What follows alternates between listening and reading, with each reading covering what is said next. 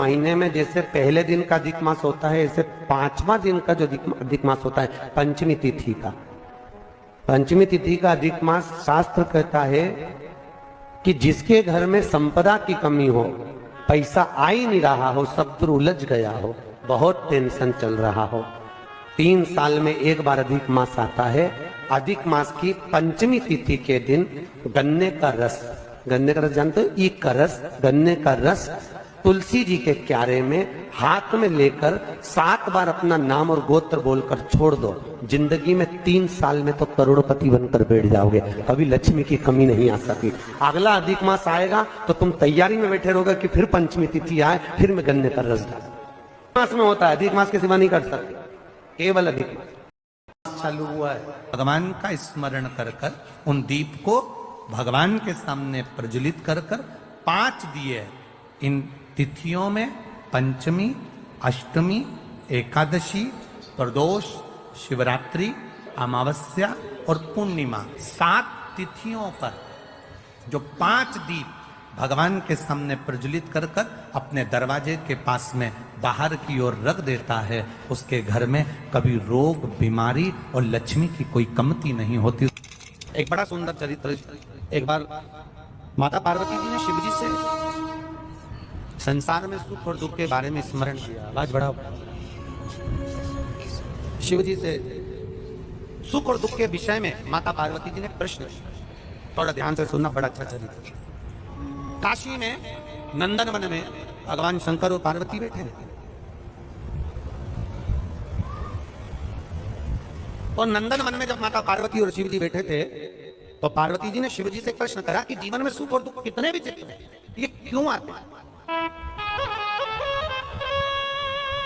सुख मिला तो क्यों मिला, और दुख मिला तो क्यों मिला? ये माता पार्वती जी ने शिव जी से प्रश्न किया। शंकर भगवान ने बड़े भाव से इस सुख दुख के चरित्र का वर्णन किया। शिव जी कहते हैं, सुनो पार्वती, मैं तुम्हें एक चरित्र सुनाता हूं। नंदन वन काशी में बैठे हैं,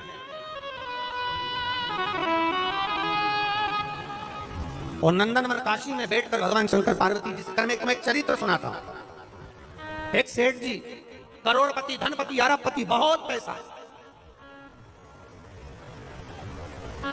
दुनिया का सारा ठाट सेठ जी के पास में, दुनिया का सारा वैभव सेठ जी के पास में, करोड़ों का धन सेठ जी के पास में, गाड़ी, बंगला, सब कुछ, सब दिया परमात्मा ने, बहुत दिया। पर सेठ जी कंजूस थे और उन्होंने अपनी जिंदगी में आज तक एक चवन्नी का दान नहीं किया, कभी किसी को एक गिलास पानी नहीं पिलाया। रिश्तेदार भी अगर आ जाएं तो वो पानी ना पिलाए, भोजन ना कराए, तो रिश्तेदारों ने आना भी बंद कर दिया, कोई नहीं आता, कभी दान नहीं करा। और उसके यहाँ का नियम था, सेठ जी के 3 बेटे, सेठ जी के तीनों बेटों में से 2 बेटों की शादी हो गई, एक बेटा कुंवारा था, सबसे छोटा वाला। छोटे बेटे की शादी होना थी, सेठ जी ने संबंध देखा और बच्चे का विवाह करा। छोटी बहू घर के अंदर आ गई। छोटी बहू आई तो घर की जो जेठानियां थी, दोनों जेठानियों ने छोटी बहू को अपने कमरे में बिठाया और बिठाकर समझाया, सुनो,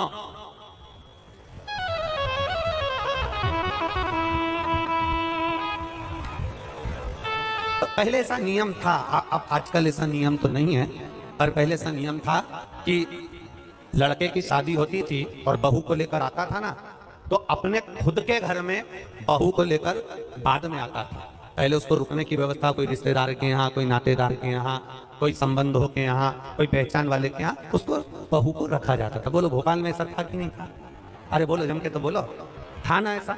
लड़का शादी कर कर बहू को लेकर आया, सीधे अपने घर नहीं आया, पहले उसको कोई मित्र के आदि पहचान वाले, दीदी, जीजा, बहनों, नातेदार, रिश्तेदार, कुटुंब, कबीला, अड़ोसी पड़ोसी, रिश्तेदार वाला, उसके यहाँ पर उस बहू को, उस छोरे को, बहू बेटा को वहां रोका जाता। काहे के लिए रोकते थे? उसको रोकने का कारण क्या था? उसको रोकने का कारण केवल एक था। क्यों रोका जाता था? केवल एक कारण से कि बहू जब वहां पर आए तो उसको हमारे घर के बारे में हमारे रिश्तेदार सब बता दें कि तुम्हारी सास ऐसी है, तुम्हारे ससुर ऐसे हैं, तुम्हारा देवर ऐसा है, तुम्हारा जेठ ऐसा है, तुम्हारा परिवार ऐसा है। अब जो छोटी बहू आई है तो दोनों जेठानियों ने उससे मिला और मिलकर कहा, सुनो, हमारे ससुर का एक नियम बड़ा प्रबल है, उसको याद रखना।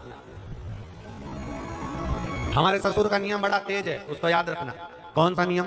छोटी बहू ने पूछा कि तुम्हारे यहाँ का नियम क्या है? तो हमारे ससुर का एक नियम है, कभी जिंदगी में अगर घर में रहना है तो दान बिल्कुल, बोलो बोलो जम के बोलो, नहीं करना है।